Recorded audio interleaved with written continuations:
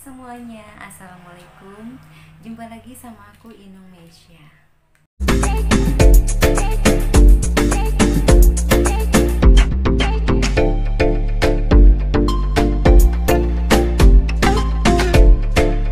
Teman-teman atau bunda-bunda, nah di video kali ini aku bakal ngebahas tentang gerakan janin.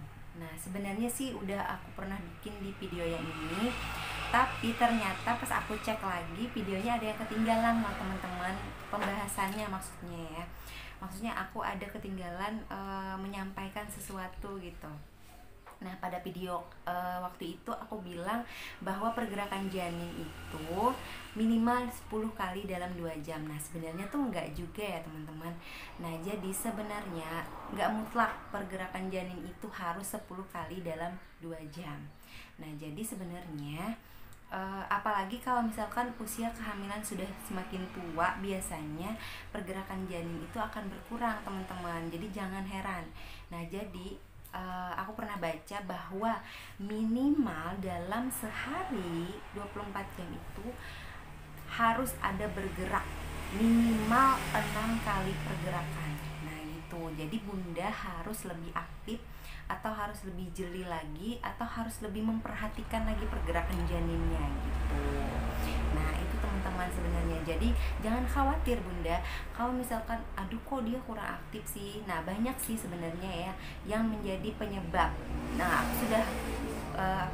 sudah sebutkan juga di video yang sebelumnya itu ya, yang tadi aku bilang bahwa banyak penyebabnya, yaitu salah satunya mungkin karena kalau usia kehamilan lebih tua itu kan ruang geraknya itu akan berkurang, dia semakin besar dan rahim akan semakin merasa sempit gitu, jadi mungkin pergerakannya agak kurang, atau bisa juga jam tidurnya yang bertambah bisa juga. Nah, tapi tidak menutup kemungkinan ya teman-teman, tidak mutlak bahwa semakin usia kehamilan lebih tua, maksudnya semakin bertambahnya usia kehamilan semakin semakin kurang pergerakan, enggak tentu loh teman-teman. Aku contohnya, aku sudah pernah hamil 2 kali ya.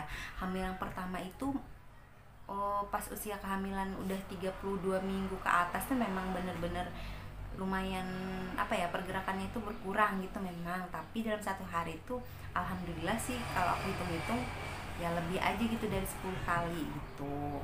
Nah tapi pada saat aku hamil kedua sangat beda banget loh teman-teman. Nah pada saat aku hamil kedua kemarin, malahan pada saat akhir-akhir, maksudnya trimester akhir itu, trimester 3 itu malahan dia lebih aktif banget gitu. Nah jadi nggak bisa kita tarik kesimpulan bahwa semakin tua kehamilan semakin kurang pergerakan, enggak juga. Jadi nggak mesti loh teman-teman. Yang penting intinya tadi minimal dalam sehari itu adalah 6 kali bergerak, maksudnya menendang kayak terserah.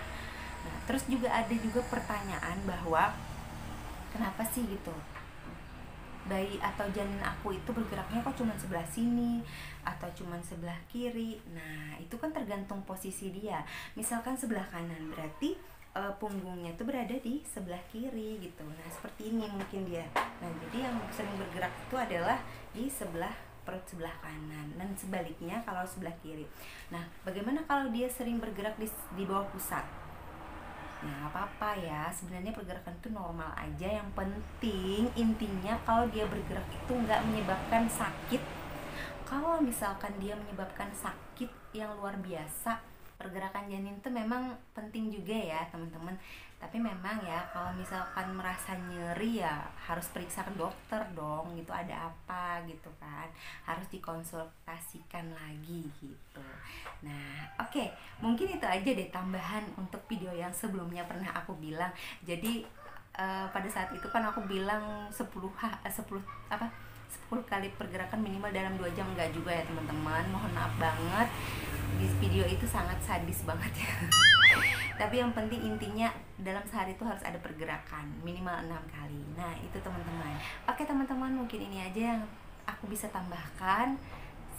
Mohon maaf jika ada kesalahan ya. Sampai jumpa di video selanjutnya dan assalamualaikum.